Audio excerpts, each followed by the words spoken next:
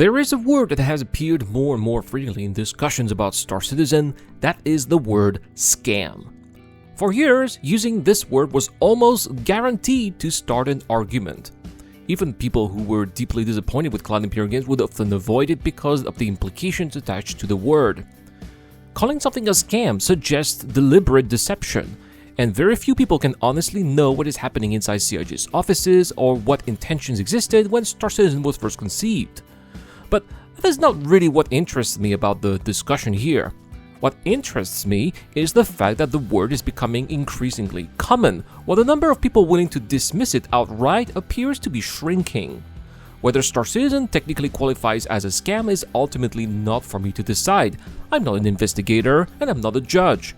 What is worth examining is why an increasing number of people seem to perceive it that way, and why, after 14 years of development, that perception has become difficult to ignore. To understand that, we have to go back to the basic relationship between Star Citizen and the people who funded it. In 2012 and 2013, the proposition was relatively easy to understand. Chris Roberts was attempting to create an enormously ambitious space simulation, and the community was being asked to finance its development. In return, backers would eventually receive the game, while those who wanted to support the project further could purchase ships and other digital items that would exist within the game. There was obviously an enormous amount of ambition behind the project, and nobody can reasonably argue that building something on this scale was going to be easy. The technology had to evolve, the scope expanded, and the development process became considerably more complicated than originally anticipated. Delays, technical problems, and changing plans are not by themselves evidence of anything sinister.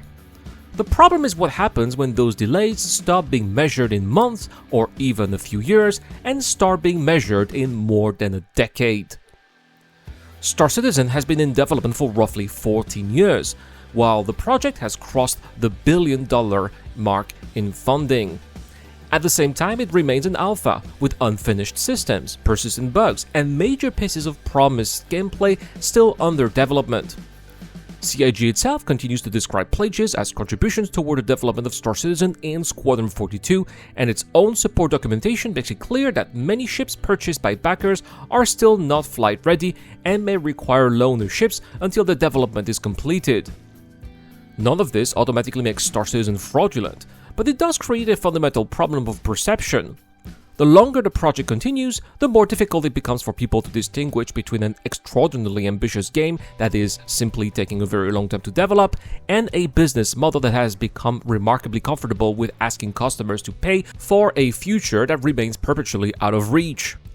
The ships are perhaps the clearest example of why this perception has developed. Star Citizen has spent years selling ships that do not yet provide the gameplay for which many of them were originally marketed. This is not simply a matter of a ship being unfinished for a few months after its announcement. Some of the concepts date back more than a decade. The MISC Endeavor, for example, was introduced in 2013 as a massive mobile science and research platform built around a variety of specialized gameplay concepts. More than a decade later, much of the gameplay that made the ship attractive in the first place still does not exist. The Banu Merchantman, also sold as a concept ship in 2013, provides another striking example. It became one of the most anticipated ships in the entire project, received considerable attention during development, and was eventually left in limbo as the resources and personnel required to continue its development changed. Then there is the Nautilus, introduced during a private event for concierges only in Frankfurt, Germany, in the presence of Chris Roberts himself in 2019, with its own highly specific gameplay concept centered around the deployment of mines. That gameplay has still not even started to materialize. These are not obscure promises buried somewhere in the old forum post. These are examples of ships that were presented to customers on the basis of what they were supposed to become.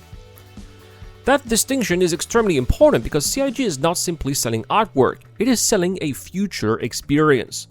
Someone purchasing a ship is not necessarily doing so because they think the current digital model is worth the price. They are purchasing it because they believe in what the ship is eventually supposed to allow them to do. That is fundamentally different from buying a finished video game. When you buy a completed game, the developer is selling you something that already exists. When you purchase a concept ship in Star Citizen, you are effectively paying today for a promise about what might exist at some point in the future. And I am using the modal verb might here because there has been the case in which ships sold as concepts ended up being quite different from their release versions. All of this places an enormous amount of importance in trust. If the promised experience arrives reasonably quickly, that trust is reinforced. If years pass without the promised gameplay appearing, that trust begins to erode. And when the same company continues selling new ships and new concepts during that period, people naturally begin asking whether delivering old promises is actually as important as generating new funding. This is where the continuous release of new ships creates such a difficult contradiction. While some ships introduced many years ago remain unfinished, CIG continues to introduce new concepts, variants, and promotional sales. From a purely business perspective, there is an obvious logic to this. Ship sales generate funding, and that funding supports development. CIG has been remarkably successful at convincing its community to continue financing the project, and the scale of that achievement cannot be ignored. But from the perspective of a backer who purchased a ship years ago, say a Genesis Starliner in 2013 because of its promised gameplay, watching a new ship receive a major marketing campaign while their own purchase remains unfinished or not even started can feel very different. Imagine spending money in 2013 because you were excited about what a particular ship would allow you to do, only to reach 2026 and discover that the gameplay you were promised still isn't there, while entirely new ships are being introduced and sold. At some point, a question stops being whether development is difficult and becomes whether the system has created an incentive to sell the promise of future gameplay faster than the company can actually deliver it. That is also why the argument that it's only an alpha has become increasingly unsatisfying for many people. Yes, Star Citizen is an alpha. Yes, unfinished content and bugs are expected in an alpha, but the word alpha does not exist in isolation from the way the project is marketed and funded. If you are selling a finished product for a fixed price, telling customers that an alpha is incomplete is perfectly straightforward. Star Citizen operates differently because the community is continuously being encouraged to spend money on chips and other digital products while development continues. The customer is not merely waiting for the finished game, the customer is actively financing its continued creation. That makes the length of development much more significant because every additional year represents another year in which people are being asked to trust that the promises attached to their purchases will eventually become reality. The marketing surrounding Star Citizen only makes this even more complicated. CIG has produced some genuinely spectacular trailers and promotional material over the years, and there is nothing wrong with showing people the vision of what the game is intended to become. The problem is that the vision can be so polished and so convincing that someone encountering Star Citizen for the first time through its marketing can form a dramatically different impression from the experience that they will eventually have after installing the game.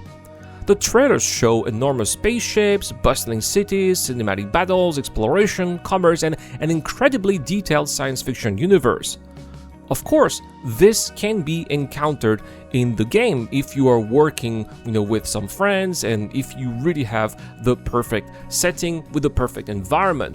But what people do not necessarily communicate with the same intensity is that the underlying product remains an alpha with substantial technical limitations, unfinished systems, and gameplay loops that are still being developed. Yeah, it's written in fine print at the very bottom, and that's basically it. Not everybody sees that, not everybody pays attention to that, and CIG does not communicate enough on that, especially this year, as we only had 5 Inside Star Citizen that were basically only patch reports. A veteran backer understands that distinction, but a new customer may not, and when someone discovers the difference only after spending money, it is hardly surprising that they may feel that they have been misled. And then there's Squadron 42, which creates perhaps the most uncomfortable question of all. How much of the money pledged by Star Citizen backers is actually being spent on the game they believe they are funding? This is not a minor distinction. Squadron 42 has been developed alongside the Persistence universe for years, and its development has involved enormous amounts of money, technology, and manpower. Yet, when someone pledges money through the Star Citizen ecosystem, there is no simple breakdown telling that person exactly how much of their contribution is going towards the Persistence universe and how much is supporting Squadron 42. For many backers, that distinction may not even be obvious. They believe they are putting money towards Star Citizen, but their money is also helping finance the development of a separate single-player game. Eventually, that development makes it to the persistent universe, but that happens only after it's developed for Squadron 42 first and then transposed into the multiplayer persistent universe. And the history of Squadron 42 makes that particularly important. In 2016, the game was supposed to be released on that year, and CIG went as far as presenting a substantial vertical slice and telling the community that Squadron 42 was essentially playable. We got to see a lengthy playable section of the campaign, complete with cinematics, gameplay, characters, and ship sequences. At the time, the message was not that players would be waiting for another decade to see the finished product. The game was expected to release that same year. It obviously didn't. The release date moved repeatedly, and years later, in October 2023, CIG announced that Squadron 42 had finally reached feature-complete status. That announcement was undoubtedly significant, but it also forced people to confront an uncomfortable reality. The game that was supposed to release in 2016 was still not finished 7 years after that original release window. There's another important piece of this story that is often overlooked when people discuss where Star Citizen's money has gone. Foundry 42 Frankfurt. The Frankfurt studio was established specifically around the development of Squadron 42 and the technology required to make it possible, eventually become one of the major pillars of CIG's European development operation. That means the financial footprint of Squadron 42 is not just some small side project being developed by a handful of people in the background. It has involved dedicated studios, large development teams, infrastructures, and years of work. CIG has also repeatedly emphasized how closely the technological development of Squadron 42 and the persistent universe are intertwined, meaning that work carried out for one can benefit the other. That may be perfectly legitimate from a development perspective, but it makes the financial picture even harder for an ordinary backer to understand. This is where the issue of transparency becomes unavoidable. If someone pledges $100 to Star Citizen, how much of that $100 is actually being used for the persistent universe? How much is supporting Squadron 42? How much is paying for shared engine technology? How much is going towards studios and infrastructure that primarily exists because of Squadron 42? There is no publicly available breakdown that allows an ordinary backer to answer those questions with any real precision. And that matters because the two products have increasingly divergent development histories. Someone who has spent years waiting for Star Citizen's promised gameplay systems may reasonably wonder why their money is helping finance a single-player campaign that they may have no interest in playing in the first place, and from what I've read in the comment section and in my Discord community, there are many people who think that way. This becomes even more uncomfortable when you consider how Squadron 42 has been used to explain the enormous amount of development work taking place behind the scenes. CIG has repeatedly argued that technological advances made for Squadron 42 will ultimately benefit the persistent universe, and that the two projects share technology, development resources, and again, that might be true, but from a backer's perspective, it creates an almost impossible situation. You are funding the development of two enormous games without being given a clear picture of how your contributions is divided between them. The company can legitimately say that the projects are interconnected, while the customer can feel that they are paying for Star Citizen without fully understanding how much of that money is actually financing Squadron 42. And that brings us back to the $1 billion funding milestone. It would be misleading to suggest that $1 billion has been spent entirely on the persistent universe because it hasn't. Squadron 42 has consumed a substantial portion of the company's resources, and the development of both projects has required enormous investments. But that is precisely why the number is so significant. If a substantial amount of the money raised from the Star Citizen community has been used to develop Squadron 42, then backers deserve to understand that relationship clearly. They deserve to know what they have been funding, how those funds have been allocated, what proportion of the enormous development budget has gone towards each project.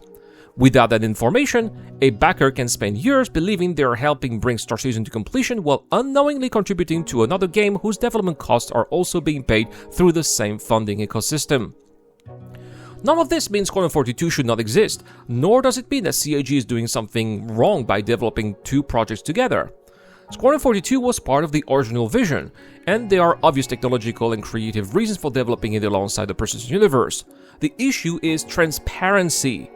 When the same company is effectively financing two enormous projects, one of which was originally supposed to launch in 2014, then 2016, and which still has not released a decade later, it becomes completely reasonable to ask how much money, time, and manpower are being diverted towards that project and how that affects the game people originally backed.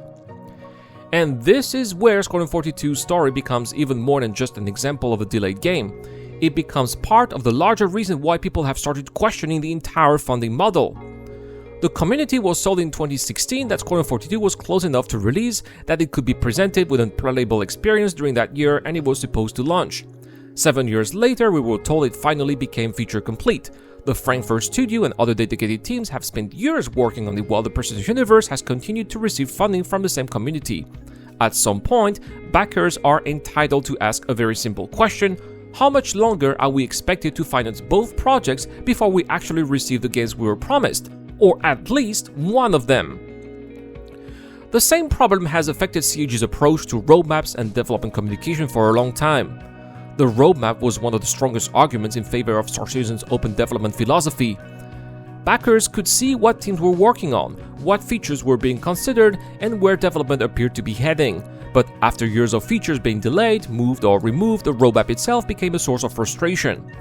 CIG understandably became more cautious about presenting tentative plans as commitments because repeatedly missing expectations damages trust. Yet, the result is a difficult paradox. The less willing CIG is to making concrete commitments, the less information the community has with which to measure progress, and the less measurable progress becomes, the more suspicious people become. Communication can tell the community what the company is doing, but ultimately it cannot replace results. After 14 years, people not only want to know what is being worked on, but when things that have been waiting will actually be finished. That is perhaps the most important change in the community's attitude. In the early days, almost every criticism could be answered with an explanation. Development is difficult, the technology is unprecedented, the scope is enormous, they are building 2 games, the engine has to be modified, server meshing took longer than expected, and its dynamic version still seems far away. Certain systems depend on other systems. All of these explanations can be perfectly legitimate. The problem is that an explanation can only carry you so far. Eventually, people stop asking why something is taking so long and start asking when it will be finished. Those are very different questions. During the early years of Star Citizen, the burden was largely on backers to trust CIG. After 14 years and more than $1 billion, the burden has increasingly shifted in the opposite direction. CIG now has to give backers some reasons to continue trusting it. I also wanted to talk about the human element to this, and actually I think that sometimes, very often actually, that element is completely forgotten whenever discussions about Star Citizen descends into argument between haters and defenders. The people who backed Star Citizen in 2012 and 2013, and even 15, are not frozen in time. They have grown older, some have married, some have had children, some have changed careers, some have moved to different countries, some have simply moved on with their lives. Some of the people who backed the project at the very beginning have even passed away without ever seeing the finished game. This is not an emotional manipulation tactic, it is simply what 14 years mean. When Star Citizen was announced, waiting another 5 years might have sounded perfectly reasonable. After 5 years passed, another 5 did not necessarily seem impossible.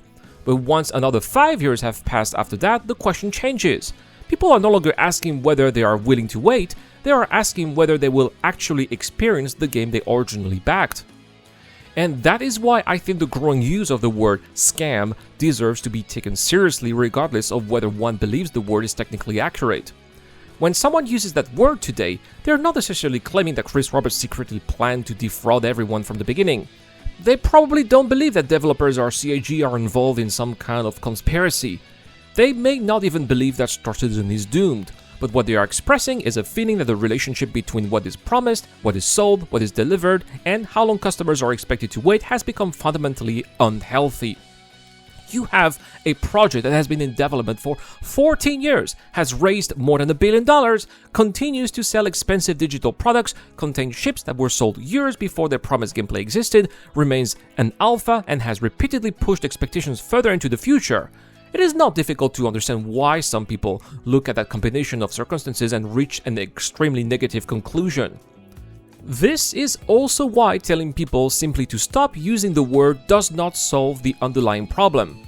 If an increasing number of customers feel deceived, disappointed, and exploited, arguing about their choice of vocabulary does nothing to address the reasons behind those feelings. The more productive question is why longtime backers who spent years defending Star Citizen have become increasingly cynical. Why are people who once told others to hold the line now are questioning whether they should spend another dollar? Why are questions that were once dominated by excitement about the future increasingly dominated by arguments about funding, ship sales, delays, and unfinished promises? And why does a project with more than $1 billion in funding still struggle to convince a significant portion of its own community that the finish line is genuinely getting closer? None of this requires us to pretend that Star Citizen has accomplished nothing. It has accomplished an enormous amount. The persistent universe contains a huge amount of content, the technology behind it is extraordinarily ambitious, and there are moments when the game delivers experiences that simply cannot be found anywhere else. There are developers at CIG who clearly care about what they are building, and there are players who genuinely love what Star Citizen already is. The fact that the project is deeply flawed does not erase the things it has achieved. Likewise, acknowledging those achievements does not require backers to stop asking difficult questions. You can love Star Citizen and still be deeply disappointed by CIG. You can believe in the vision and still believe that the development process has become unacceptable. Those positions are not contradictory. Ultimately, I don't think the most interesting question is whether Star Citizen is a scam. That is a label that people can argue about forever, and there will probably never be a version of the discussion where everyone agrees on the definition. The more important question is why that label has become increasingly common after so many years, and why the people who reject it outright seem to be having a harder time convincing others that the comparison is absurd. A project can be legitimate in its intentions and still create an experience that customers perceive as deceptive. A company can genuinely intend to deliver a game and still operate a business model that creates profound distrust. Those things are not mutually exclusive. And ultimately, perception matters.